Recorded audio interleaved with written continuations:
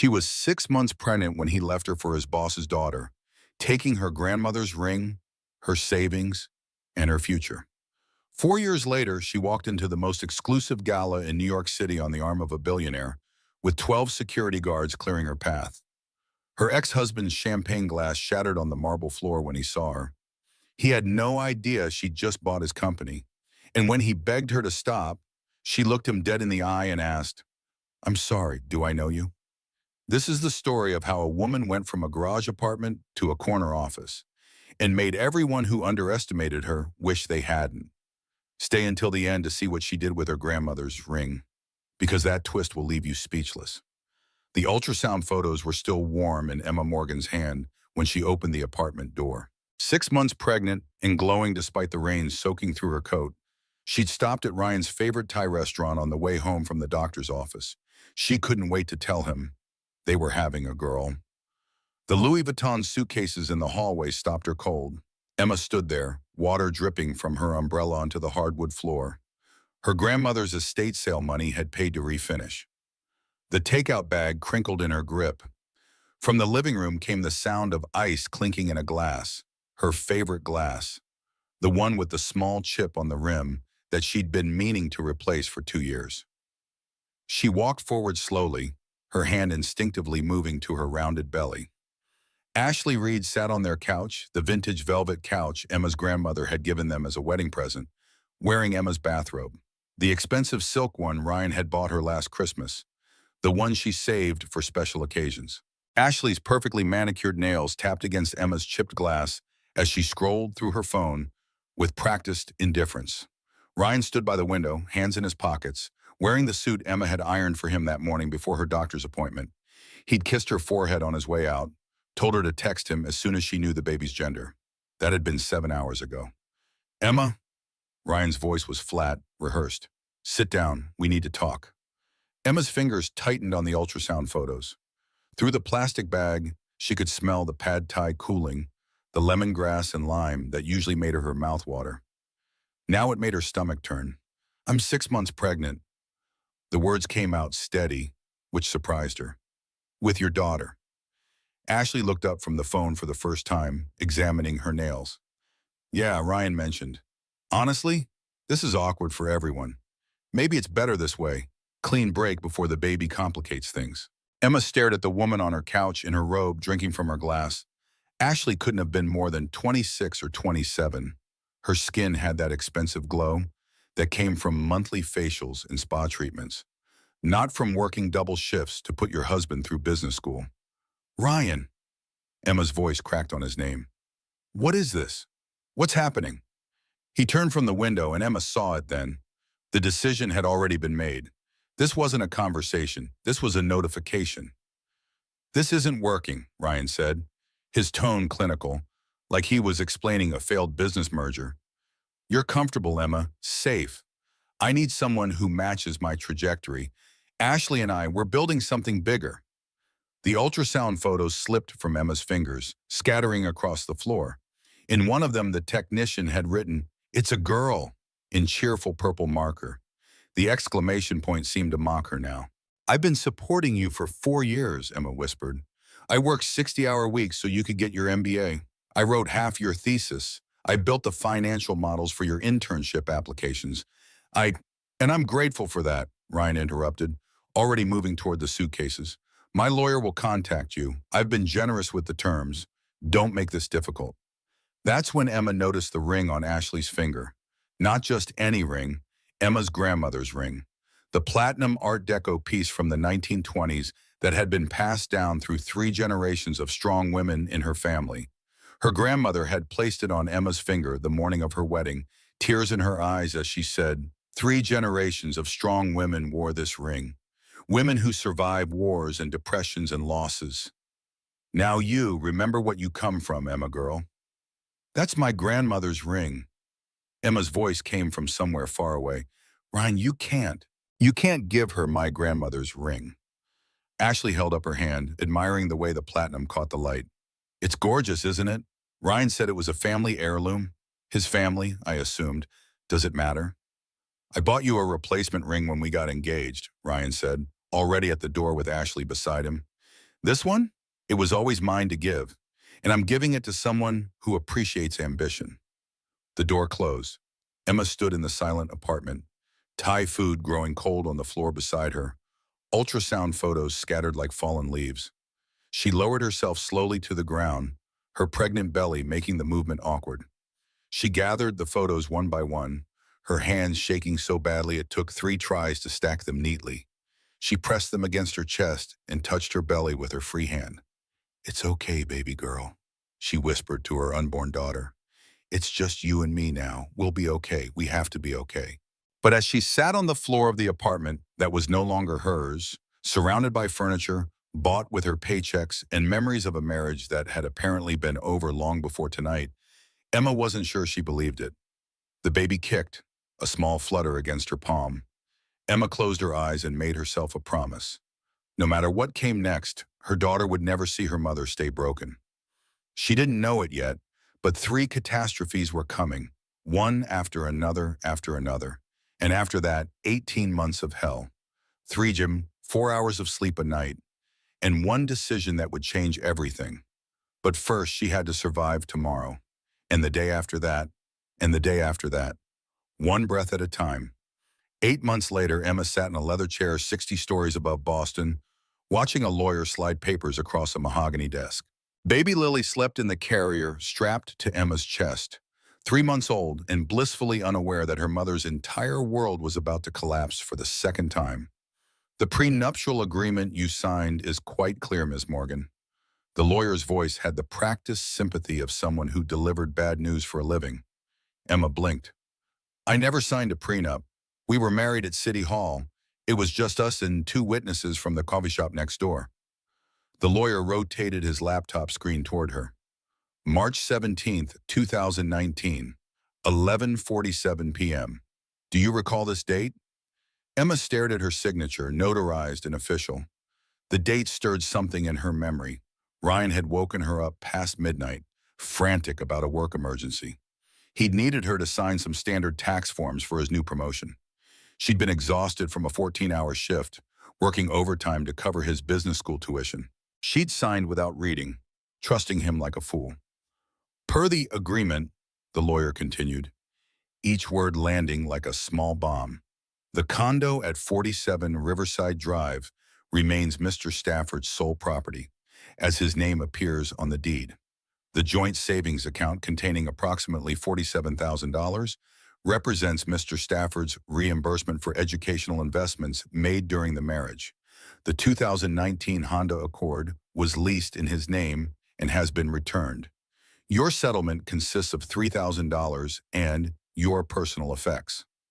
Emma's vision blurred at the edges. "That's impossible. I put $30,000 into that account from my salary. I worked doubles for 2 years to save that money." "Which you contributed to your marital household, yes. Mr. Stafford contributed his future earning potential. The prenuptial agreement is ironclad, Ms. Morgan. I suggest you retain counsel." The meeting was over. Emma left the building in a daze, Lily starting to fuss against her chest. In the elevator, surrounded by her reflection in polished brass, Emma finally let herself break down. Her hands shook so hard she couldn't comfort her own crying baby. By the time she reached the parking garage, both of them were sobbing. 4 weeks later, Emma sat across from a hiring manager at Morrison Financial Group, wearing a borrowed suit that didn't quite fit.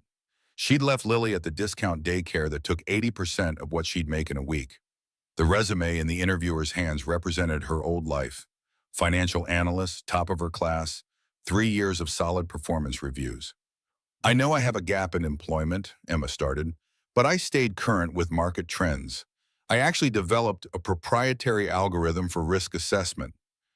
"Ms. Morgan," the interviewer cut her off with a tight smile, "I'm going to be frank with you. Michael Reed called me personally yesterday." The name hit Emma like cold water. "Ashley's father? He's also our largest investor. He mentioned you have certain reliability issues, emotional instability, questionable judgment. He suggested you might be a liability in high-pressure situations." Emma sat perfectly still, her nails digging into her palms.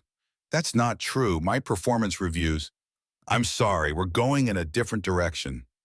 The rejections came in waves after that.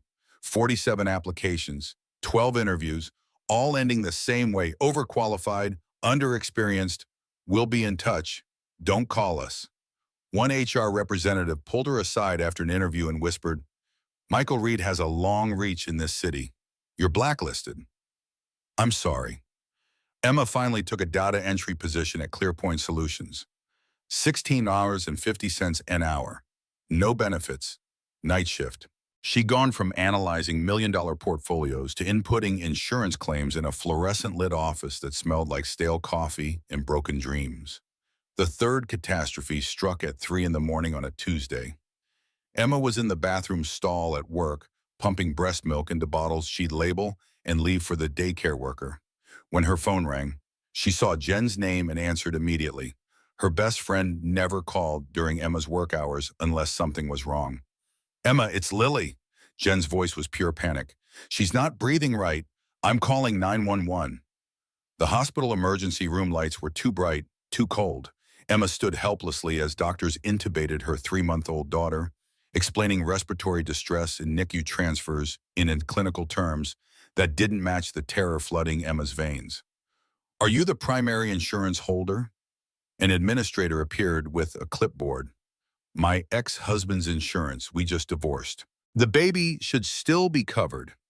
The administrator's expression shifted to practiced pity as she checked her computer. "You were removed from Ryan Stafford's insurance effective March 1st. That was 7 months ago, 3 weeks before your daughter was born. He'd removed her while she was still pregnant, while she was carrying his child." "I don't have coverage," Emma heard herself say. "My new job's insurance starts next month. Can we work something out?" The doctor didn't look up from his chart. "Ma'am, your daughter needs ICU care immediately. We'll treat her regardless, but you'll be responsible for the shot." 3 weeks later, Emma sat in the billing office with Lily finally home and healing in her arms. The statement the clerk handed her had numbers that didn't seem real. $38,400 for NICU care, $4,200 for respiratory therapy, $2,800 for emergency intubation, $1,600 for medications.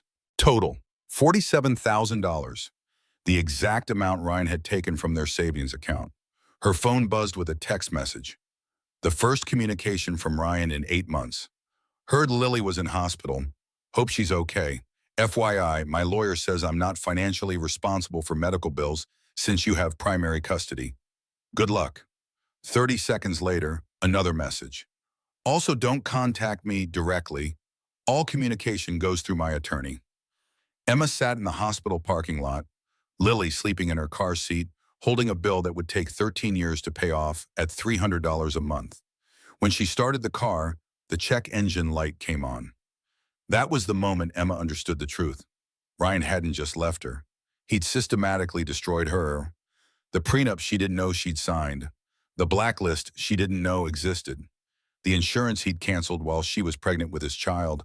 This wasn't a breakup. This was a plan. Back at Jen's garage apartment that night, Emma finally let herself completely fall apart. Jen held Lily while Emma sobbed into her hands, the kind of crying that came from somewhere deep and primal, the kind that left you hollow after. "Listen to me." Jen's voice was steel-wrapped in compassion. "You are not broken. You are not weak. You are a warrior, Emma, and that baby girl is going to grow up watching you rise from this. When she asks how you survived, you're going to tell her, 'Baby, I didn't just survive. I conquered.'" Emma looked up through her tears. "How? How do I conquer this?" "I don't know yet, but you will, because you have to, because she's watching." Emma looked at her daughter sleeping peacefully in her best friend's arms, unaware of the war being waged for her future. She didn't know it yet, but she was about to spend 18 months in hell. 4 hours of sleep, and one decision that would change everything. But first, she had to learn what she was made of. 18 months crawled by like a prison sentence. Emma's life became a grinding cycle of exhaustion and desperation. She woke at 6 a.m. to feed Lily, dropped her at the discount daycare by 7:30, worked data entry from 8 to 4, picked up Lily by 4:30, then spent evenings doing freelance bookkeeping for small businesses while Lily napped. After putting her daughter to bed at 8, Emma opened her laptop and taught herself to code. YouTube tutorials played on mute while she typed, taking notes in a spiral notebook from the dollar store. She learned Python basics in 3 months, built simple financial models in 6, created database structures in 9. By month 12, she was developing her first algorithm prototype. By month 18, she had something real. The breakthrough came at 1:47 in the morning on a Thursday. Lily slept in the corner of their tiny studio apartment, and Emma stared at her laptop screen until the numbers stopped being numbers and started being a pattern. "Wait," she whispered to the empty room. "Wait, wait, wait." She cross-referenced SEC filing delays with executive stock option exercise dates and overlaid that data with social media sentiment analysis. Then she ran the backtest on 15 years of historical market data. Her algorithm predicted the 2019 flash crash with 91% accuracy, the 2020 market correction at 89%, the 2021 supply chain collapse at 94%. Emma named it Athena for advanced threat and economic network analysis. She spent the next 72 hours writing an 18-page white paper, surviving on coffee and the sheer momentum of finally having something that might save them. 3 weeks later, an email arrived that made Emma read it 3 times to make sure it was real. "Ms. Morgan, we're impressed with your analytical background. We'd like to offer you an associate analyst position at Pearson Capital Management. Salary, $68,000 annually. Start date, June 1st. Full benefits included." Emma called Jen, crying tears of relief. For the first time in 2 years, she could afford a 2-bedroom apartment. Lily could have her own room. They could breathe.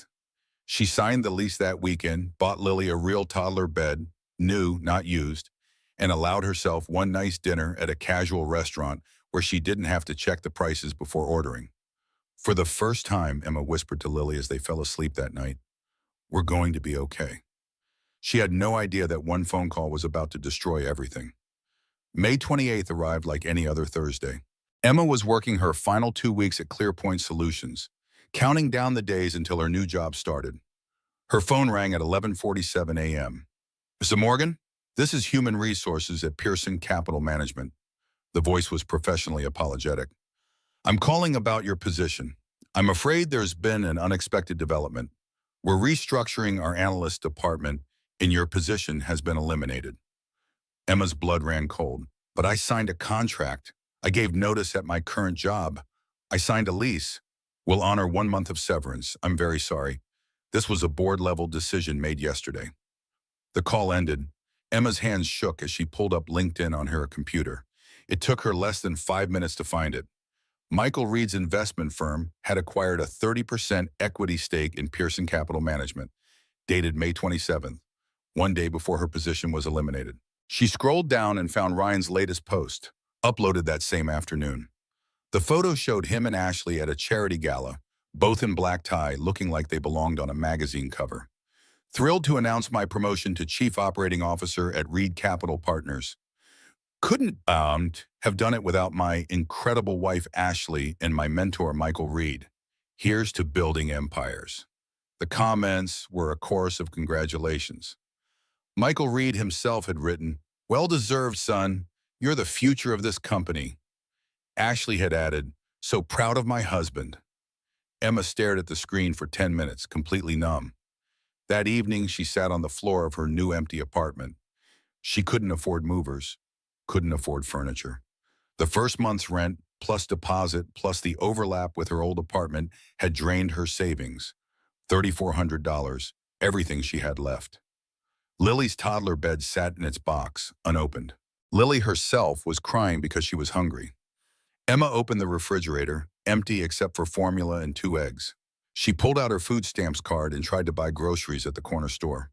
The card was declined. She'd made $47 too much last month to qualify. Emma sat on the floor in that empty apartment and felt the weight of her entire situation crushed down on her shoulders. She had $200 in her checking account, a hungry toddler, no job, and a lease she couldn't afford. Maybe Ryan had been right. Maybe she was comfortable. Maybe she was small. Maybe she was. Lily toddled over and placed her tiny hand on Emma's face. At 23 months old, she'd just started speaking in real sentences. "Mama, okay?" Emma broke. She sobbed harder than she had at the hospital, harder than she had the night Ryan left, harder than she thought was physically possible. And then she pulled her daughter close and made herself stop. No, baby. Mama's not okay, but Mama's going to be. I promise. That night at 2:34 a.m., Emma couldn't sleep. She opened Instagram for the first time in months and saw Ryan and Ashley's perfect life documented in filtered squares. Ashley's story showed a new Range Rover. Hubby surprised me. Ryan's post featured the rooftop view from their old condo, Emma's condo, with the caption, "Nothing beats sunset views with my queen." The third photo made Emma's hands shake. It was a close-up of Ashley's hand, Emma's grandmother's ring prominently displayed with the caption, "Legacy pieces hit different." Emma zoomed in on the ring. Her grandmother's voice echoed in her memory. "Remember what you come from, Emma girl." Something inside her snapped. Not sadness, not grief, pure, white-hot, crystallized rage. "You took my home," Emma whispered to her phone screen. "My career, my grandmother's ring. You tried to take my daughter's health. You want me small? You want me comfortable? I'll show you comfortable." She opened her laptop and began to research. Emma spent 2 hours searching for any trace of David Harrison's contact information. Every result told the same story. Reclusive billionaire, no interviews since 2019, private island somewhere off the Maine coast, impossible to reach. She was about to give up when she found it. An obscure 2017 Bloomberg article about Harrison's daughter. Catherine Harrison, called Kate by everyone who knew her, math prodigy, MIT graduate, dead at 28 in a car accident caused by a drunk driver. The driver's name was mentioned only briefly, a Wall Street executive who'd received 6 months probation through a plea deal. Expensive lawyers, connected family, the kind of man who destroyed lives and faced no real consequences. Emma read the article 3 times, memorizing details. David Harrison had disappeared from public life 6 months after his daughter's death. No interviews, no conferences, no charity galas, just silence. He hates them, Emma realized, the system that protects men like Ryan. She spent 16 hours researching, following digital breadcrumbs through forums and archived articles. Finally, on a dark web whistleblower forum, she found what she needed: David Harrison's encrypted email address. It came with a warning. Messages are read but rarely answered. Don't waste his time. Emma opened a new email and wrote the most important message of her life. Subject: from one person who lost everything to another. Mr. Harrison, you don't know me. My name is Emma Morgan. I'm a 32-year-old single mother who used to be a financial analyst until I was blacklisted by men who valued connections over competence. I'm not writing to ask for money or a job.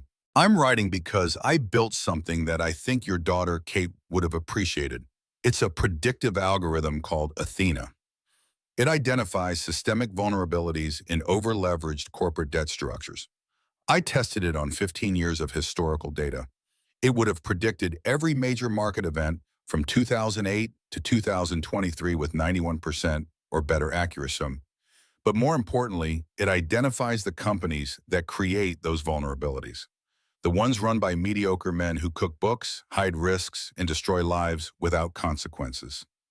I'm sending you the white paper.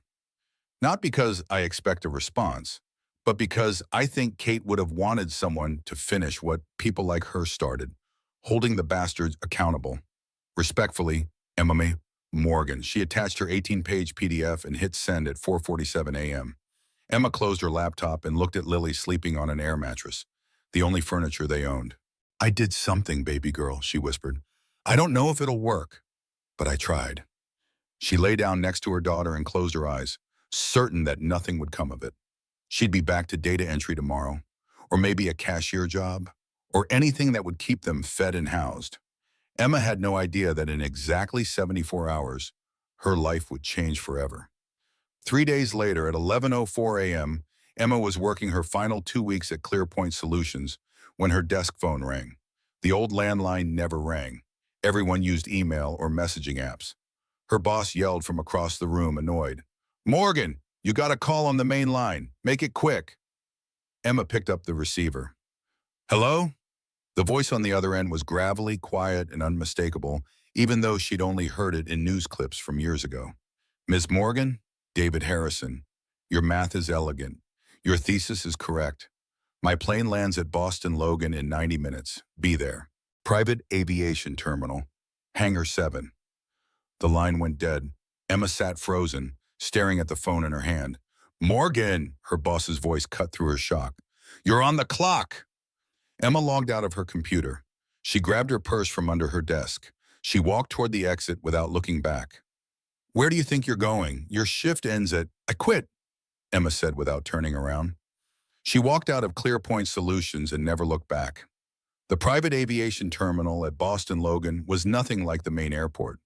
No crowds, no chaos, just hushed efficiency and expensive luggage.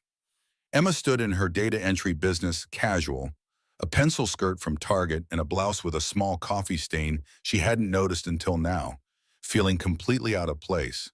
A flight attendant approached her, elegant and composed like a diplomat. Ms. Morgan, right this way, please.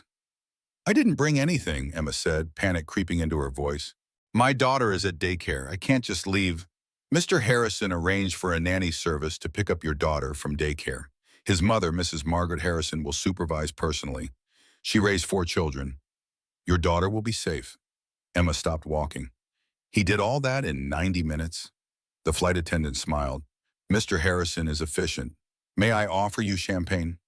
Water and a legal pad if you have one. The Gulfstream G650 interior looked like something from a movie. Cream leather seats, polished wood accents, technology Emma couldn't begin to understand. The flight attendant returned with water and a laptop. Mr. Harrison thought you might want to work during the flight. The password is Athena 2024. Everything you need is in the downloads folder. Emma opened the laptop with shaking hands.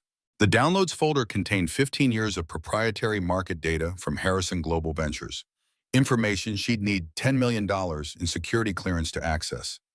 A yellow sticky note was attached to the screen in neat handwriting. Impress me. DH. Emma worked for the entire 2-hour flight. She didn't look out the window once. She rewrote her algorithm using his data, refining the predictive model and testing new variables. By the time they landed, she'd improved Athena's accuracy by 3%. The private island appeared below them like something from a different world. Not tropical, rocky and practical, covered in pine trees, a modern house perched on the highest point. This was coastal Maine, not the Caribbean. This was old money that didn't need to prove anything. David Harrison waited on the dock. He was 58 years old but looked 65, worn down by cancer treatments and grief. He wore simple clothes, jeans, a Patagonia fleece, worn boots, looking more like a fisherman than a billionaire. But his eyes were sharp, calculating, missing nothing. Ms. Morgan, he said. Mr. Harrison, Emma replied. Walk with me. They walked in silence to the main house. Inside, the kitchen was warm and smelled like fresh-baked cookies. An elderly woman with white hair and kind eyes was sitting at the table with Lily, who had chocolate on her face and looked happier than Emma had seen her in months. Emma, dear. The woman stood and took Emma's hands. Your daughter is delightful. We made cookies. Well, I made them. She ate most of the dough. Mama, Lily shouted, cookies! Emma felt tears of relief. Thank you. I was so worried. I'm Margaret Harrison, the woman said warmly. David's mother. I raised 4 children and lived to tell the tale. She'll be fine. Now go talk business with my son. I'll handle the important stuff. David led Emma to his office, glass walls overlooking the ocean, minimal furniture, no decorations except a single photograph on the desk. Emma recognized the young woman in the photo. Catherine Harrison. Kate. David sat and gestured for Emma to do the same. You improved Athena by 3% using my data, he said without preamble. Impressive, but your email mentioned something more interesting. Holding the bastards accountable. Tell me about that. Emma hesitated. This was the moment. She could be professional, polished, safe, or she could tell the truth. I'm dying, Ms. Morgan, David said quietly. Prostate cancer, stage 4, metastasized. I have 18 months, maybe 2 years if I'm lucky. I don't have time for professional nonsense. Tell me the truth. Emma took a breath and went all in. My ex-husband destroyed my career to advance his own. He used my work, took credit, then blacklisted me when I became inconvenient. He's chief operating officer of Reed Capital Partners now, promoted on algorithms I built while he slept. Men like him, mediocre, connected, cruel, they win because the system protects them. She paused, meeting David's eyes. Your daughter Kate died because a man like that got drunk, got behind a wheel, and got a good lawyer. I can't bring her back. But Athena can identify every company built on lies. And when we expose them, they fall. The silence stretched between them for 30 seconds. You researched my daughter, David finally said. Yes. Why? Because I needed to know if you'd understand why this matters. Revenge is emotional, but justice? Justice is mathematical. Something shifted in David's expression. Grief and pride mixing together in a way Emma had never seen before. Kate would have liked you, he said softly. She had your fire, your precision. He paused, then continued. Here's my offer. 18 months. You work for me. I give you unlimited resources. My data, my team, my knowledge. You rebuild Athena into a weapon. In exchange, you find the companies that protect men who destroy lives, and you slay them. Starting with Reed Capital Partners. Why me? Emma asked. Because I've interviewed 200 analysts in 10 years. They all want to predict markets to get rich. You want to burn it down and rebuild it better. That's not ambition, Ms. Morgan. That's revolution. And I'm too old to start one alone. What about my daughter? She lives here. My mother already loves her. We have tutors, medical staff, whatever she needs. This island has raised 4 generations of Harrisons. One more won't hurt. Emma felt tears forming. And after 18 months, you become Chief Executive Officer of Harrison Global Ventures European Division. $2 million salary, equity stake, full autonomy. But first, you have to earn it. So, says Morgan, do we have a deal? Emma wiped her eyes, steel returning to her voice. When do we start? David smiled for the first time. We already did. Your first assignment is in the kitchen. Go have dinner with your daughter. Tomorrow, we destroy your old life and build your new one.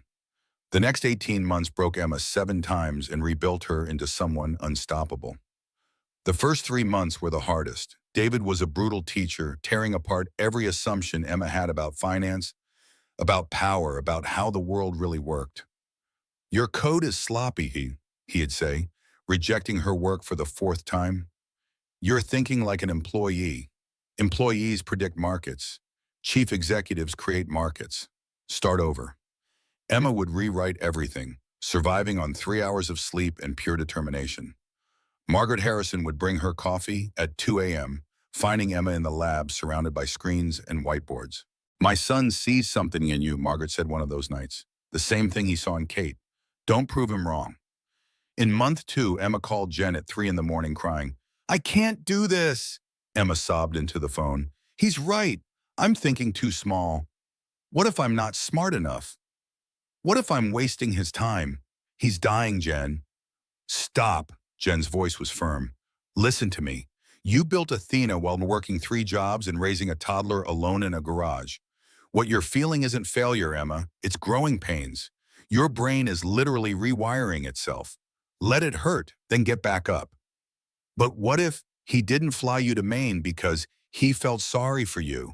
He flew you there because he sees what Ryan was too stupid to see. You're not the anchor. You're the whole ship. Now prove it. The breakthrough came in month 4 at 2 a.m. on a Tuesday. Emma had been staring at the same data for 6 hours when suddenly the pattern shifted. She stopped trying to predict market crashes and started focusing on what caused them. Corporate debt ratios, executive compensation structures, board nepotism indices. She rebuilt Athena from the ground up with a new focus, X-raying corporate governance to find hidden structural weaknesses. She tested the new model on 50 major corporations, 47 accurate predictions of vulnerability, 3 false positives, 94% accuracy. David reviewed her work in silence for 10 minutes. Now you're thinking like a chief executive officer, he finally said. What did you find? Emma projected a hologram onto the wall. Reed Capital Partners. Reed Capital looks robust, she explained. 8.7 billion in managed assets, A-plus credit rating, diversified portfolio. But Athena found something. 90% of their holdings are tied to European shipping routes dependent on a single trade agreement. That agreement expires in 14 months. So we short them, David asked. No, shorting is gambling. We acquire their debt. Right now, their debt is rated A+ and trading at par. When the trade agreement collapses, their portfolio crashes, margin calls trigger, and we own their debt. We don't just take their assets, we take the company. David's smile was slow and calculating. Kate really would have liked you. Execute it. The next 7 months were a masterclass in corporate warfare. Emma created 40 shell corporations across 12 countries, each buying small pieces of Reed Capital's debt. The purchases were massed to avoid triggering alarms. Total acquisition, $8.7 billion in corporate debt. Reed Capital's board never noticed. In month 12, exactly as Athena predicted, the trade agreement collapsed. Reed Capital's shipping portfolio dropped 34% in 1 week. In month 14, the margin calls began. In month 15, Michael Reed woke up to discover that an unnamed creditor was calling in all his debt, $9 billion he couldn't pay. Emma watched the news coverage from David's office, feeling nothing but cold satisfaction. How long until they realize? David asked. The creditor is a Cayman Islands holding company, Emma replied. They won't trace it back to us for another week. By then, we'll offer our solution, full acquisition. And Reed has no choice. No choice at all. The acquisition finalized in month 16. Harrison Global Ventures now owned Reed Capital Partners. The announcement would be made at the Grand Charity Gala in New York, 3 weeks away. David was noticeably weaker now, the cancer taking its toll. But his eyes were still sharp when he looked at Emma.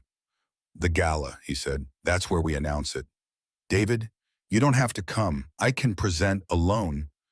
That gala is full of the people who protected the man who killed my daughter. The same people who would have blacklisted you forever if I hadn't intervened. I wouldn't miss it for the world. Are you strong enough? David looked at her with something like pride. Emma, I'm dying, but I'm not dead yet. And I want to see their faces when they realize what we've done, what you've done. This is your victory. I'm just the old man who bought the bullets.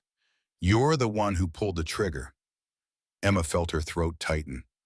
David, thank you for seeing me when no one else did. I didn't see you, Emma. You were already there. I just turned on the light. The door burst open and Lily ran in, now 3.5 years old and full of energy. Grandpa David, Grandma Maggie says dinner. David smiled, a rare, genuine expression. She calls me Grandpa now. Is that okay? Emma asked. Kate would have been 34 now. She'd probably have kids Lily's age. David's eyes were distant. So yes, Emma, it's more than okay. 2 weeks before the gala, Emma stood in front of David's executive team, presenting the strategy. We announced the acquisition at the gala, she explained. Public, high profile, no room for backroom deals. Michael Reed will try to spin this as a hostile takeover, but in front of mayors, senators, and the entire Boston financial elite, he can only respond. Restructuring plans? An executive vice president asked. Immediate. I've identified 23 executives hired through nepotism rather than merit. All terminated. We're cutting 40% of redundant positions, selling toxic assets, and pivoting to sustainable infrastructure. That's aggressive. That's necessary. Reed Capital has been cooking books for 3 years. Once we open the real ledgers, there will be SEC investigations. We need to be the whistleblowers, not the accomplices. And your ex-husband? David asked quietly. Emma didn't hesitate. Ryan Stafford, chief operating officer, hired because he married the boss's daughter. His entire risk management strategy has been hiding debt in shell subsidiaries. He's not just incompetent, he's complicit.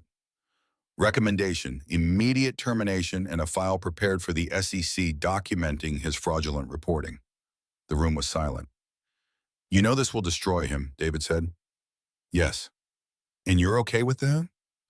Emma met his eyes. He destroyed me when I was 6 months pregnant. Took my career, my savings, my grandmother's ring. Left me with $47,000 in medical debt for our daughter's emergency care. I'm not destroying him, David. I'm holding him accountable. There's a difference, Draho. David nodded. Good. I just wanted to make sure you knew the difference. Execute the plan. That night, Emma called Jen, needing to hear her best friend's voice. How are you feeling about the Bala? Jen asked. Terrified, Emma admitted. What if I see him and I'm not as strong as I think I am? What if I see him with Ashley, wearing my grandmother's ring, and I just break? Then you break for 30 seconds. Then you remember who you are now. You're not the woman he left, Emma. You're the woman who bought his boss's company. They talked for another hour, and Emma shared what she'd discovered about Ashley. The secret donations to LGBTQ charities. The signs of a woman trapped by her father's expectations. I'm not going to destroy her the way Ryan destroyed me, Emma said. When this all goes down, I'm going to give her a way out. 2 days before the gala, Emma tried on her dress for the first time. Sapphire blue Armani, perfectly tailored, a gift from David. She stood in front of the mirror while Margaret helped with the zipper. You look like a queen, dear, Margaret said.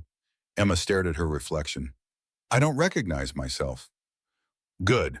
The woman who walked onto this island 18 months ago needed saving. The woman in that mirror saves herself. What if I'm doing this for the wrong reasons? Emma asked quietly. What if this is just revenge dressed up as justice? Margaret took Emma's hands in her wrinkled ones. Let me ask you something. If Ryan Stafford didn't exist, would you still expose Reed Capital's fraud? Yes. If he'd never hurt you, would you still want to fix a system that protects mediocre men over brilliant women? Yes. Then this isn't revenge, dear. Revenge is hurting someone because they hurt you. Justice is stopping someone from hurting anyone else. You're not going to that gala for you. You're going for every woman who's been erased, discredited, and told she's comfortable when she's actually extraordinary. Emma started crying. I'm scared. Good. Courage isn't not being scared. It's being terrified and doing it anyway. Now dry your tears. You have a dragon to slay. The Grand Charity Gala at the New York Public Library was everything Ryan Stafford had worked for. As he adjusted his Tom Ford tuxedo in the back of the town car, he felt the weight of his success settle comfortably on his shoulders. This is it, Ash, he said to Ashley beside him. Tonight, your father announces me as his official successor. Chief Operating Officer was just the beginning. Ashley smoothed her $35,000 Oscar de la Renta gown, on loan from the designer, to be returned tomorrow. Smile for the cameras, darling. They posed at the entrance, Instagram stories already posting automatically. Power couple, building empires, living the dream. Ryan's internal monologue played like a victory speech. 5 years ago, I was married to a woman who alphabetized spice racks, who cried during insurance commercials, who thought ambition meant wanting a house in the suburbs. Now I'm here, standing among senators and chief executive officers. All it took was the courage to let go of dead weight. Michael Reed waved from across the marble hall. Ryan, my boy, Senator Whitmore wants to meet you. Come. Ryan squeezed Ashley's hand. This is happening. Ashley gave him a practiced smile and waved. I'll get us champagne. But as soon as Ryan disappeared into the crowd, Ashley's smile fell. She pulled out her phone at the bar and texted someone. I can't do this anymore. The response came immediately. You don't have to. Come home to me.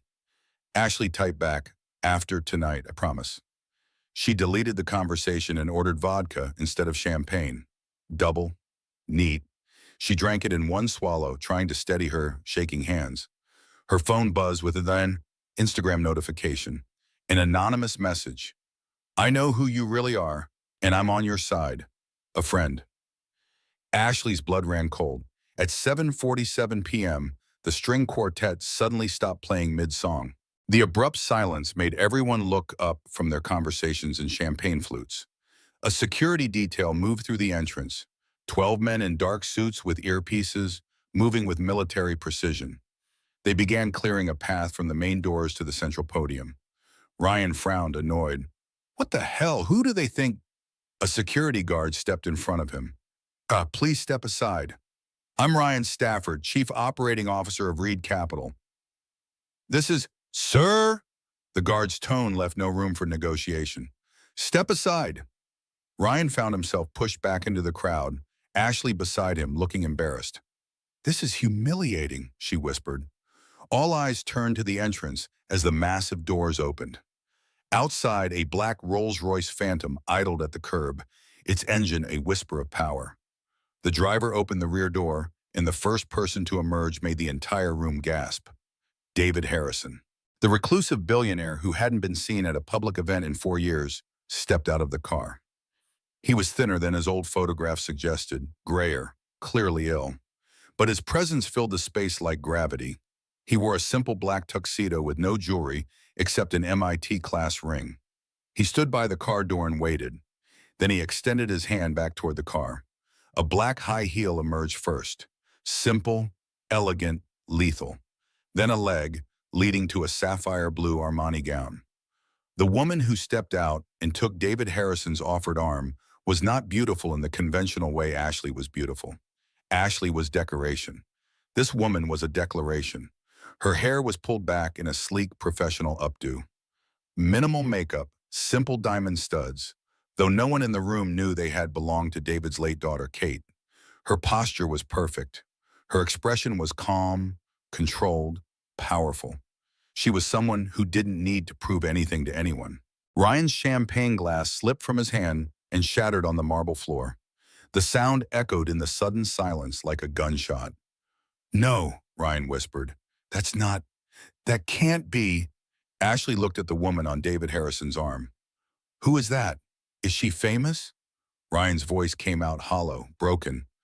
"That's Emma. That's my ex-wife." Ashley laughed, a sharp, disbelieving sound. "You're what? The pregnant loser from the garage apartment? That's impossible. She looks like she owns the room." Emma and David walked forward, security creating a corridor through the stunned crowd. Emma's eyes swept across the assembled elite, senators, mayors, chief executive officers, old money families. Her gaze was steady, unhurried. For one brief second, her eyes met Ryan's. There was no recognition, no anger, no pain, nothing. She looked through him like he was a window, seeing something more important on the other side. Then she continued walking. Ryan stood frozen, his expensive shoes in a puddle of spilled champagne. "She didn't see me. She looked right at me, and she didn't see me." Michael Reed appeared beside them, his face white as chalk. He grabbed Ryan's shoulder hard enough to bruise. "That's her," Michael whispered, his voice shaking. "The woman from the acquisition papers. Hayes. E. Morgan Hayes, that's her." "What acquisition?" Ryan asked, though some part of him already knew the answer. "The one that finalized this afternoon. Harrison Global Ventures bought Reed Capital's debt. All of it. $9 billion. And she," Michael pointed at Emma with a trembling finger. "She's the one who signed the execution order." Ryan's knees buckled. Ashley caught his arm, her own face pale with dawning understanding. Emma and David reached the podium. The mayor of New York rushed over, stumbling in his eagerness to greet them. "Mr. Harrison, Ms. Hayes, what an honor." David shook the mayor's hand with practiced ease. "Mr. Mayor, thank you for having us." David stepped to the microphone. Feedback squealed briefly, then silence fell across the vast marble hall. 400 people held their collective breath. "Good evening." David's voice was quiet but carried perfectly. "I'm not one for parties, but tonight is special. Tonight, Harrison Global Ventures completed a major acquisition. Reed Capital Partners, a firm that manages $8.7 billion in assets, is now fully integrated into our portfolio." Gasps rippled through the crowd. Michael Reed swayed on his feet. "This acquisition," David continued, "was orchestrated by the most brilliant financial mind I've encountered in 40 years. Someone who sees patterns others miss. Someone who understands that real wealth isn't built on risk, it's built on truth. Ladies and gentlemen, Emma Morgan Hayes, Chief Executive Officer of Harrison Global Ventures European Division." Thunderous applause. Emma stepped to the microphone. She didn't smile. She simply waited for silence, commanding the room with her stillness. Ryan stared at her, this woman who used to be his wife, who used to need him, who used to be small and comfortable and safe. This woman who now looked like she could buy and sell everyone in this room without blinking. And he knew with absolute certainty that his perfect life was about to shatter. Emma stood at the podium and let the silence build. She'd learned from David that power isn't loud. It's the space between words where everyone waits to hear what you'll say next. Thank you, David. Thank you, Mr. Mayor. Thank you to everyone here tonight. Her voice was clear, powerful, requiring no microphone adjustment or nervous clearing of throat. For those who don't know me, and I suspect that's most of you, let me introduce myself properly. My name is Emma Catherine Morgan Hayes. 5 years ago, I was a financial analyst at Morrison Group. 4 years ago, I was a single mother working data entry for $16.50 an hour, living in my best friend's garage, raising my daughter alone. The room was absolutely silent. This wasn't the typical gala speech about philanthropy and gratitude. Today, I'm the chief executive officer of a multi-billion-dollar division of Harrison Global Ventures. Some of you might wonder, how does someone go from a garage to a podium in 4 years? The answer is simple: competence. Emma let that word hang in the air. You see, for too long, the financial world has rewarded connections over capability. It has allowed firms to build empires on foundations of sand, hiding toxic assets behind complex paperwork, promoting executives based on who they married rather than what they know. Several people in the crowd shifted uncomfortably. Emma saw Michael Reed's face turning red. Tonight, we're changing that. Our acquisition of Reed Capital Partners wasn't random. It was surgical. For the past 18 months, my team analyzed their portfolio using proprietary predictive modeling. What we found was disturbing. Emma pulled up a holographic display that materialized in the air above the podium, graphs and charts visible to the entire room. 90% portfolio exposure to a single failing trade route, systematic debt concealment through shell subsidiaries, fraudulent quarterly reporting signed by executive leadership, risk management strategies that existed only on paper. The murmurs in the crowd grew louder. Reed Capital Partners isn't a success story, it's a ticking time bomb, and we just diffused it. Emma's voice dropped lower, forcing everyone to lean in to hear. Starting Monday, we begin full restructuring. We will eliminate positions created through nepotism. We will expose fraudulent practices, and we will restore ethical standards to an organization that has forgotten what ethics mean. This isn't personal. This is simply accountability. Michael Reed pushed through the crowd, his face purple with rage. This is outrageous. You can't just... Emma didn't even turn to look at him. Mr. Reed, you'll want to check your phone. Your legal team sent you an email approximately 4 minutes ago. Michael fumbled for his phone with shaking hands. The email from his lawyers was brief and terrifying. SEC has opened investigation into Reed Capital based on whistleblower submission. Do not make public statements. Do not, Emma continued as if there had been no interruption.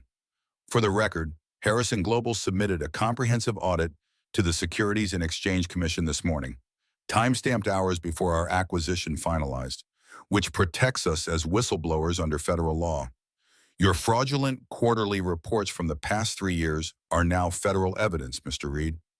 Michael Reed stumbled. 2 security guards materialized beside him, helping him to a chair before he collapsed completely. You planned this, he whispered. You planned all of this. No, Mr. Reed, you did. When you signed off on reports you knew were false, when you promoted executives based on family ties rather than merit, when you blacklisted talented analysts because they knew too much, you built this house of cards. I just documented its collapse. Ryan broke away from Ashley and strode toward the podium, desperation making him stupid. Emma! Security moved to intercept, but Emma raised her hand. Let him speak. The guards stopped but remained close. Ryan stood 10 feet from the stage, his perfect hair disheveled, his perfect life crumbling around him. Emma, please. This is insane. You're destroying innocent people's lives, my life. You can't. Emma looked at him, truly looked at him, for the first time since entering the gala. Her expression was calm, clinical, almost curious, like she was looking at an interesting specimen under a microscope. I'm sorry, she said clearly. Do I know you? The question landed like a bomb. The entire room, senators, chief executive officers, socialites, power brokers, all stared at the scene unfolding before them. "It's me," Ryan's voice cracked. "It's Ryan Stafford. We were married." Emma turned to her assistant, who stood nearby with a tablet. "Is he on the Reed Capital payroll?" The assistant checked her screen. "Ryan Stafford, Chief Operating Officer, flagged for immediate termination due to fraudulent reporting and risk management failures." Emma looked back at Ryan with detached professionalism. "Ah, then this isn't personal, Mr. Stafford. It's a business decision. Security, please escort." "You're using my algorithm," Ryan shouted, his voice echoing through the marble hall. "That code was mine. You stole it." Emma stopped. This was the moment she'd been waiting for. "Your algorithm, Mr. Stafford?" She pulled out her phone, and suddenly a massive holographic display filled the air above the crowd. Official documents from the United States Copyright Office materialized in three-dimensional detail. Title: Athena Financial Prediction Model, version 1.0. Author: Emma Catherine Morgan. Registration date: March 3, 2019. Registration number: TXU 2-247-891. "This is the algorithm you've been using at Reed Capital for 4 years." Emma's voice was ice. "The one you claimed you developed during your business school program. Except I wrote it while I was 6 months pregnant, while you were sleeping with Ashley Reed in our apartment." The crowd's whispers became a roar. "I copyrighted it under my maiden name 3 weeks after I created it, 6 months before you filed for divorce.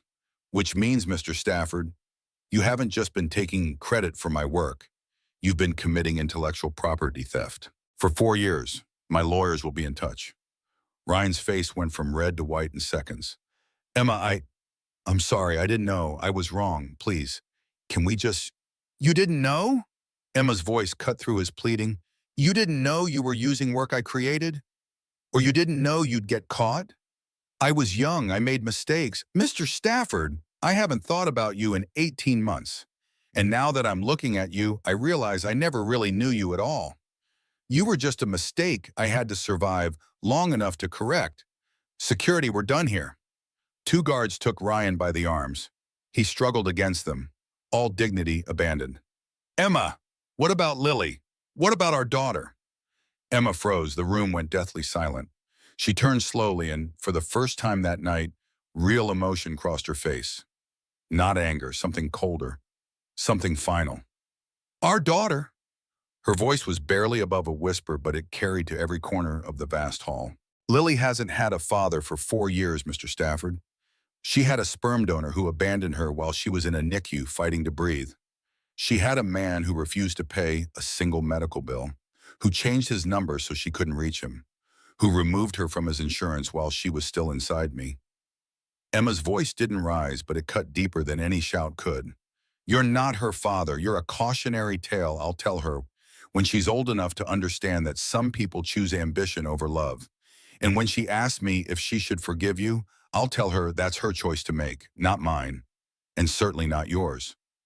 Emma nodded to security. Ryan was escorted out through the side door, his protest fading into the night. The room remained silent, stunned.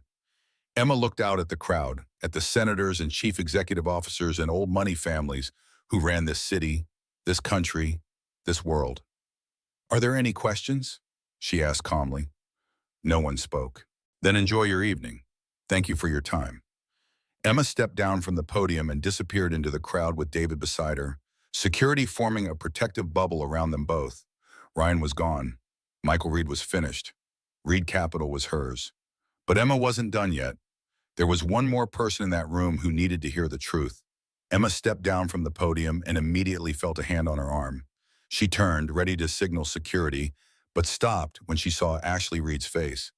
The Instagram-perfect influencer looked nothing like her photos. Her makeup was streaking, her hands were shaking, and her eyes held something Emma recognized: desperation. "Ms. Hayes," Ashley's voice trembled. "Can we talk, privately? Please, 5 minutes. It's important." "Oh," Emma glanced at David, who gave her a subtle nod. 5 minutes. They found privacy in the ornate ladies' room, all marble and gold fixtures. As soon as the door closed, Ashley removed her jewelry with shaking hands and dropped the facade like a heavy coat. "I'm not going to apologize for marrying him," Ashley said, her voice raw. "You don't need my apology." "Then what do you want?" "To give you something, and to ask for something in return." Ashley opened her clutch with trembling fingers and pulled out a ring. Emma's grandmother's ring. The platinum Art Deco piece glinted under the bathroom lights. "This isn't mine," Ashley said. "It never was." Emma stared at the ring, unable to move. "He said he bought me a replacement. He said—" "He lied." Ashley's voice broke. "He's been wearing it around his neck on a chain for 4 years, kept it hidden from me. I found it last month in his gym bag. When I asked about it, he said it was his mother's. But I looked up your wedding photos online. That's you wearing this ring." Emma took the ring with shaking hands. It felt heavier than she remembered. Or maybe she was just stronger now. "Why are you giving this to me?" Ashley's carefully constructed mask crumbled completely. Tears streamed down her face, ruining her expensive makeup. "Because I've been where you are. Not the same way, but trapped. My father has controlled every aspect of my life since I was born. Who I date, what I study, who I marry. Ryan was his choice, not mine. I didn't love him. I never loved him." "Then why—" "Because I'm gay, Ms. Hayes." Ashley's voice was barely a whisper. "And my father is Michael Reed. Do the math." Silence filled the space between them, heavy with understanding. "Jen," Emma said softly. Ashley's eyes widened. "You know? I've known for 6 months. You two aren't as subtle as you think. And Jen's my best friend. She tells me everything. Eventually." "Are you angry?" Emma felt something like compassion stirring in her chest. "Why would I be angry? You didn't betray me, Ashley. You were a victim of the same man who destroyed my career. Just in a different way." Ashley started crying harder. "I wanted to tell you so many times, but I was scared. Of my father, of losing everything. And then tonight, watching you walk in here, watching you dismantle my father's empire in 10 minutes, I realized I've been living in fear my whole life. And you turned your fear into power. What are you asking me for?" Ashley wiped her eyes, smearing mascara across her perfect skin. "A job. I have a degree in marketing from Columbia. I'm actually good at what I do when I'm not playing Instagram trophy wife. And I have insider knowledge of every dirty deal my father's done for 20 years. I'll testify. I'll give you everything. In exchange, I want out. From my father, from Ryan, from all of it." "And Jen?" Ashley smiled through her tears. "I'm going to ask her to marry me, if she'll have me, which means I need to be able to support myself. I need to be someone she can be proud of." Emma studied Ashley's face, really looked at her for the first time. Behind the influencer facade was a woman who'd been as trapped as Emma had been, just in a gilded cage instead of a garage. "Harrison Global Ventures is opening a New York office," Emma said slowly. "We need a director of strategic communications. Someone who knows the players, understands the game, but wants to change the rules. $180,000 salary. Full benefits. You start Monday." Ashley's eyes went wide. "Really?" "But Ashley," Emma's voice went cold, "if you betray me, or this company, or Jen, I will end you faster than I ended your father. Do we understand each other?" "Yes, God, yes, thank you." They shook hands. Ashley's grip was surprisingly strong. "Thank you, Ashley said again. "For seeing me. Ryan never did. Ryan never saw anyone but himself." Ashley started toward the door, then stopped and turned back. "Ms. Hayes?" "Emma, just Emma." "Emma, then, I need you to know something. That night he left you, I didn't know you were pregnant. I didn't know about your grandmother's ring. I didn't know anything until it was too late. And by then I was trapped too. I'm not asking for forgiveness. I just wanted you to know I never meant to be part of destroying you." Emma felt something shift in her chest, not forgiveness exactly, but understanding. "Ashley, we're both victims of men who saw us as accessories instead of people. The difference is we both got out. That's enough." After Ashley left, Emma stood alone in the bathroom, holding her grandmother's ring. She slipped it onto her finger. "Perfect fit," just like it had been on her wedding day all those years ago. She closed her eyes and whispered to the grandmother who'd raised her to be strong. "Thanks, Grandma. I finally earned it." Emma took a deep breath, fixed her makeup, and walked back into the gala with her head high. She'd won. Reed Capital was hers.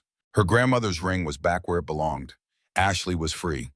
But outside those doors, Ryan was waiting, and he had one last thing to say. The service exit opened onto a quiet New York side street at 10:34 p.m. Emma emerged alone. David had left early, exhausted from the evening, and found her driver waiting beside the Tesla.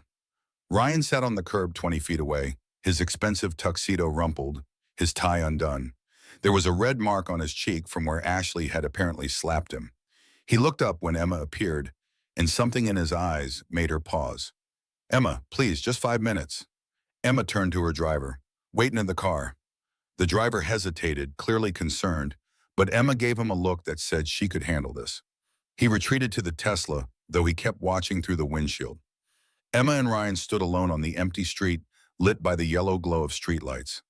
The sounds of the gala were muffled behind thick walls. "I don't know what to say," Ryan began. "Then don't say anything." "I messed up. I know I did. I was wrong about everything. About you, about us, about what matters." Emma's voice was steady. "You weren't wrong, Ryan. You knew exactly what you were doing. You chose ambition over family, status over love, a ring over a person. Those weren't mistakes. Those were decisions." Ryan ran his hands through his hair, a gesture Emma remembered from their marriage whenever he was stressed. "I was scared. You were so good at everyone thing among all my bag, at coding, at managing money, at being better than me, and I couldn't handle it, so I convinced myself you were the problem. And now? Now I have nothing, no God, no WIMO, no future. Ashley left me in the car right over here. Your lawyer filed intellectual property theft charges. The SEC is investigating. I'm going to lose my license. Probably go to prison." "Good," Emma said without heat. Ryan flinched. "You really hate me that much?" "No, Ryan. I don't hate you at all. Hate requires caring, and I don't care about you anymore. You're just a problem I solved." Ryan sat back on the curb, defeated. "What about Lily? Can I meet her? Please? I know I don't deserve it, but—" "You're right. You don't deserve it." Silence stretched between them. Emma surprised herself by sitting on the curb beside him, though not too close. They sat like two strangers at a bus stop, separated by 4 years in a universe of bad choices. "But she might deserve to know you," Emma said quietly. "Someday. When she's old enough to ask questions. When she's old enough to understand that people make terrible choices and sometimes spend the rest of their lives trying to fix them." "I want to fix it. Tell me how." Emma pulled out her phone and brought up a QR code. "This is a payment portal. You owe $47,000 in medical bills from Lily's NICU stay, $300 a month, automatic withdrawal. You don't miss a payment, not one, for 2 years. I don't have a job. Figure it out. Work at Starbucks. Drive for Uber. Do what I did when you left me with nothing. Prove you can show up. Prove you can be consistent. Prove you can put someone else first for once in your entitled life. And then after 2 years, 24 months of payments, no excuses, no exceptions, I'll consider letting you send Lily a birthday card, not a visit. A card. And if you keep going for another year, maybe a supervised visit for 1 hour." Ryan stared at her. 3 years just to meet my own daughter? "She's not your daughter, Ryan. She's my daughter. You donated DNA. I donated everything else. You want to be her father? Earn it. Like I had to earn every single thing I have now." Ryan pulled out his phone with shaking hands and scanned the QR code. First payment, $300. His finger hovered over the submit button. "Done," he said, hitting confirm. First payment. Emma stood, brushing off her dress. "Good. Don't stop." "Emma, wait." Ryan looked up at her from the curb. "I need to know. Did you plan all of this? The acquisition, the exposure tonight? Was this all revenge?" Emma looked down at him. This man she'd once loved, once trusted, once built a life with. You want the truth? In the beginning, yes. For the first few months after you left, all I wanted was to hurt you the way you hurt me. But then David taught me something. Revenge is what weak people do when they can't build something better. Justice is what strong people do when they're done being victims. She paused, choosing her next words carefully. Reed Capital was a corrupt company hurting people. Your father-in-law was blacklisting talented women to protect mediocre men. Your risk management was putting thousands of people's retirement funds at risk. Taking down Reed Capital wasn't revenge, Ryan. It was housekeeping. You being caught in the blast? That was just a bonus. I'm sorry, Ryan whispered. I'm so sorry. I know you are, but sorry doesn't pay medical bills. Sorry doesn't raise a 4-year-old alone. Sorry is just a word people say when they finally realize what they lost. Emma turned to walk to her car. Ryan called after her one last time. Emma? She stopped but didn't turn around. What? For what it's worth, you were never comfortable. You were never the anchor. You were always the whole ship. I was just too stupid and scared to be a passenger. Emma turned and looked at him one final time. You're right, you were. But at least you finally see it. That's more than most people manage. She got into the Tesla. The window rolled down halfway. Good luck, Ryan. You're going to need it. The car pulled away smoothly, leaving Ryan sitting on the curb in his ruined tuxedo. He pulled out his phone and checked his banking app. Balance, $1,847. The $300 payment had just gone through. Balance remaining, $1,547. He opened a new browser tab and searched. Starbucks Careers Boston. Tomorrow he'd start rebuilding. It would take years, maybe decades. Maybe he'd never get there, but at least he'd finally start. 2 years later, Emma sat in her corner office at Harrison Global Ventures' London headquarters, watching Lily do homework at the small desk they'd set up by the window. Her daughter was 6 years old now, fierce and brilliant, and everything Emma had hoped she'd be. People asked me if it was worth it, Emma said softly, though Lily was absorbed in her math problems and not really listening. The pain, the struggle, the years of barely surviving. They want to know if revenge tastes as sweet as they imagine. Emma's mind drifted to the past 24 months, to everything that had changed. She thought about the Carter Foundation for Economic Independence, where she now taught financial literacy classes to single mothers every month. 40 women in the last session, all of them fighting the same battles Emma had fought, all of them learning that competence beats connections every time. She thought about Ashley and Jen's wedding 6 months ago. A small courthouse ceremony, nothing like the Instagram perfect events Ashley used to stage. Emma had been the maid of honor, watching her best friend marry a woman who'd found the courage to choose herself. They were adopting a daughter from foster care next month. Emma was going to be the godmother. She thought about Michael Reed, serving 4 years in federal prison for securities fraud. Ashley visited him sometimes, though less frequently now. He'd aged 20 years in 6 months. His empire reduced to a cell in visiting hours. Emma felt no satisfaction in his fall, just a quiet sense of completion. She thought about Ryan, who'd made every single payment. 24 months, never late, never making excuses. He'd sent Lily her first birthday card last week. Lily hadn't opened it yet. It sat on Emma's desk unopened, waiting for the day when Lily would be old enough to make her own choice about whether she wanted to know her father. Ryan worked as a junior accountant now, taking night classes to earn his CPA license. He was rebuilding his life from the ground up, learning what Emma had known all along. Success means nothing if it's built on someone else's destruction. Most of all, Emma thought about David. He died 8 months after the gala, holding on just long enough to see Reed Capital restructured, to see Emma promoted to Global Chief Executive Officer, to see Lily start kindergarten. His last words to Emma had been, Kate would have loved her, and she would have been so proud of you. Emma visited his grave every week, bringing fresh flowers and talking to him like he could still hear her. We did it, David, just like we planned. Mommy? Lily's voice pulled Emma back to the present. What's 12 times 8? Emma smiled. What do you think it is? Lily scrunched up her face, thinking hard. 96? That's my brilliant girl. Lily beamed and went back to her homework, already moving on to the next problem.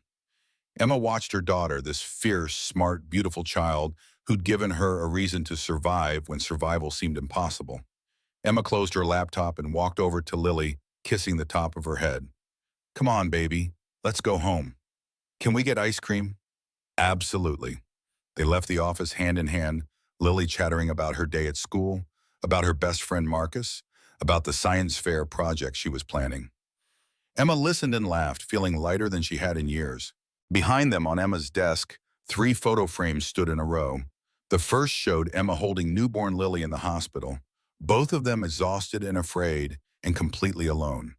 The second showed Emma, Lily, David, and Margaret at Lily's 4th birthday party, the makeshift family they'd built on that main island. And the third was a drawing Lily had made last week, labeled in crayon, "My Mommy, the CEO." The truth was, Emma thought as they walked to the car, this had never really been about revenge. Revenge was about the past, about hurting the people who'd hurt you. What Emma had done was about the future. Ryan had taught her what she wasn't: enough for him, ambitious enough, impressive enough. But Lily had taught her what she was: strong enough, brave enough, more than enough. David had died 8 months after the gala, but his lessons lived on in everything Emma did. She ran a company worth $40 billion. She mentored 200 women through the Carter Foundation. She was teaching Lily that math wasn't just numbers, it was power. People said Emma had gotten revenge, but revenge was about bringing someone down. What Emma had done, she'd built something so high that the people who tried to destroy her couldn't even see her anymore. And that wasn't revenge, that was just flying. Emma buckled Lily into her car seat and got behind the wheel of her practical Tesla. Not a Rolls-Royce, not a status symbol, just a good car that got them where they needed to go. As she pulled out of the parking garage into the London afternoon, Emma caught sight of her reflection in the rearview mirror. She barely recognized the woman staring back at her. This wasn't the scared, pregnant woman who'd been abandoned in a rainy apartment. This wasn't the data entry clerk working 3 jobs and surviving on 4 hours of sleep. This wasn't even the woman who'd walked into that gala 2 years ago, armored in designer clothes in cold fury. This was someone new. It was someone who'd been broken and rebuilt herself into something stronger. Someone who'd learned that you don't beat the system by playing its game. You beat it by changing the rules. Emma's phone buzzed with a text from Ashley. Board meeting went great. East Coast division is up 23% this quarter. Also, Jen says hi and wants to know if you're free for dinner Sunday. We have news about the adoption. Emma smiled and sent back a quick response. Sunday works. Can't wait to hear the news. Tell Jen I said hi back. Another text came in, this one from Margaret Harrison.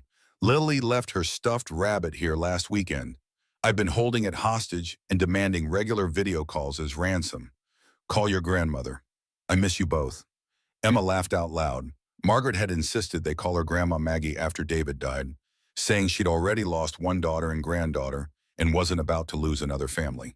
She visited London every few months, and Emma and Lily spent every summer on the main island that had once saved their lives. Mama, you're smiling, Lily observed from the back seat. What's funny? Just thinking about how lucky we are, baby girl. Are we rich now? Emma considered the question. We're comfortable. Like Daddy said? Emma's hands tightened on the steering wheel for just a moment. Lily had started asking about Ryan more often lately. Emma had been honest with her, age-appropriately, explaining that sometimes people make mistakes and have to spend a long time learning how to be better. Your daddy was wrong about what comfortable means, Emma said carefully. Being comfortable doesn't mean being small or scared or settling for less than you deserve. Being comfortable means being confident in who you are. It means building a life you're proud of. That kind of comfortable? Yes, baby, we're very comfortable. Good, Lily said, satisfied with the answer. I like being comfortable. Can we get mint chocolate chip? We can get whatever flavor you want. They drove through London traffic, the city alive with movement and possibility. Emma thought about how far they'd come from that empty Boston apartment, from those days when she'd counted pennies to buy formula and wondered if they'd survive another month. She thought about the night she'd sent that email to David Harrison at 4:47 in the morning, certain nothing would come of it, just desperate enough to try anyway. That single act of defiance had changed everything. But it wasn't just David who'd saved her. It was Jen who'd let them live in her garage and never made Emma feel like a burden. It was Margaret who'd welcomed them with open arms and taught Emma that family was what you built, not just what you were born into. It was Ashley who'd found her own courage by watching Emma's example. It was even Ryan in a twisted way, because his betrayal had forced Emma to discover a strength she'd never known she possessed. And most of all, it was Lily, this tiny human who'd needed Emma so desperately that failure simply wasn't an option. Emma had survived for Lily. She'd fought for Lily. She'd built an empire for Lily. But somewhere along the way, she'd also done it for herself. They got their ice cream, mint chocolate chip for Lily, dark chocolate for Emma, and sat in the small park near their flat. It was a perfect London afternoon, sunny and mild, the kind of day that made you forget about rain and fog and cold. "Mama?" Lily asked, chocolate already smeared on her face. "When I grow up, can I work with you?" Emma's heart swelled.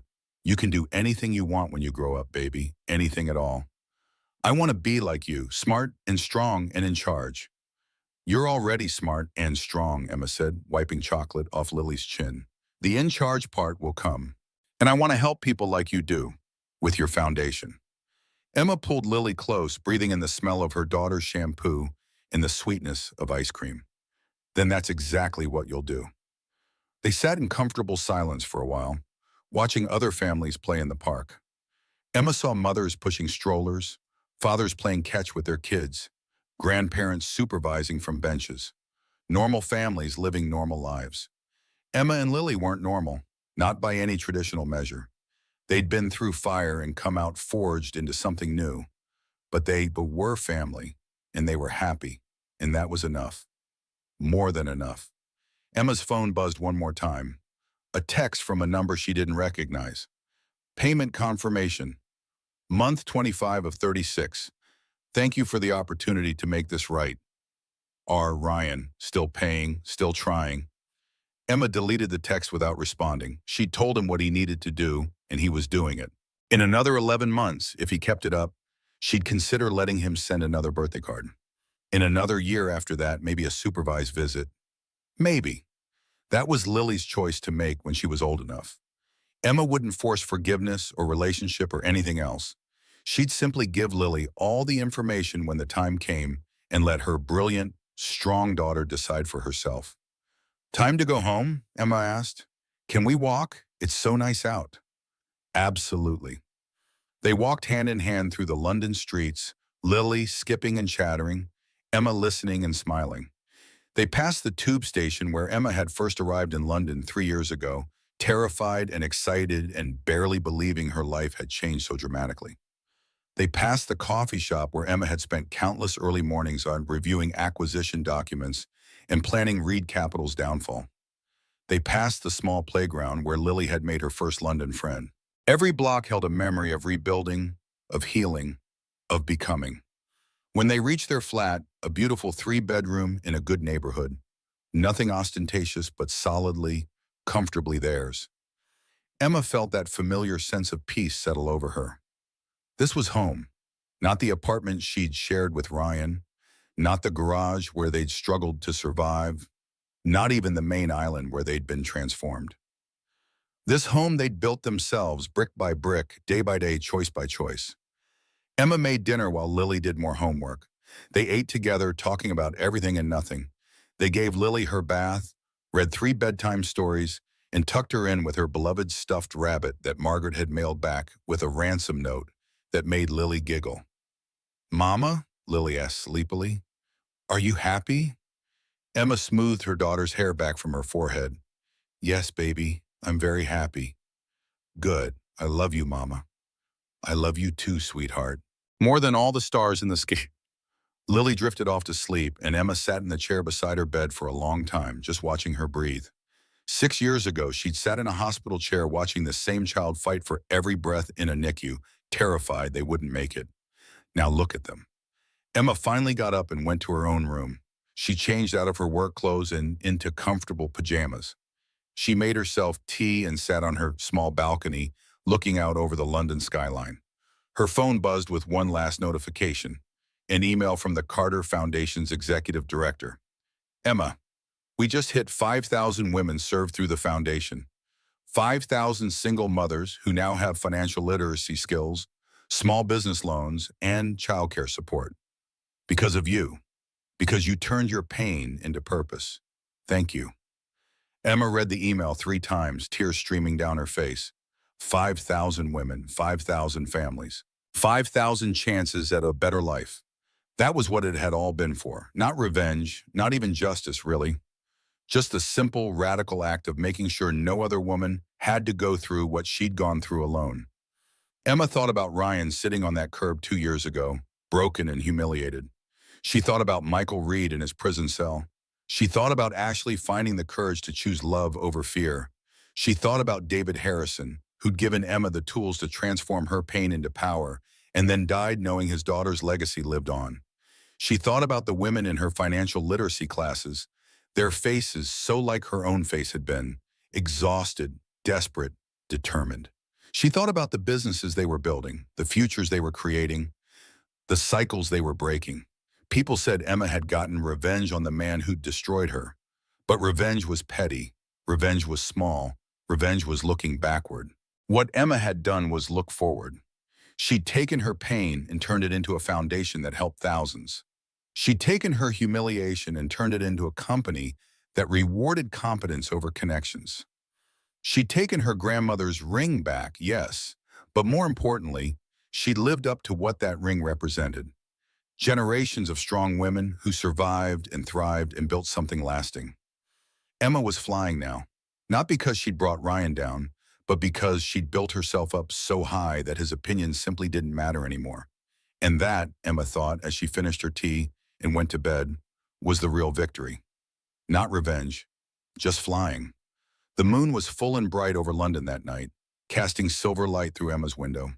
She fell asleep quickly, dreamlessly, the kind of deep sleep that only comes when you have nothing left to fear and nothing left to prove. In the morning, there would be board meetings and foundation events, and all the responsibilities of running a multi-billion-dollar empire. There would be challenges and setbacks and new battles to fight through. But tonight, Emma Morgan Hayes slept peacefully in the home she'd built, in the life she'd earned, with her daughter safe down the hall, and her grandmother's ring on her finger, and her future stretching out before her like an open sky. She'd survived. She'd conquered. She'd flown, and she was just getting started.